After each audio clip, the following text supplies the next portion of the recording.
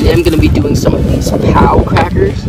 So these are pretty much one of those small tube inside of big tube crackers, but these ones are supposed to be way better than any of the other years. They come 12 in a pack, and they come in a set. It's Pow and Bang. The Bang pretty much does the same thing, so I'm just going to do a Pow. But yeah, let's see what these guys do. I've heard from my vendor that they are one of the loudest at the PGI this year. Let's see if that's true.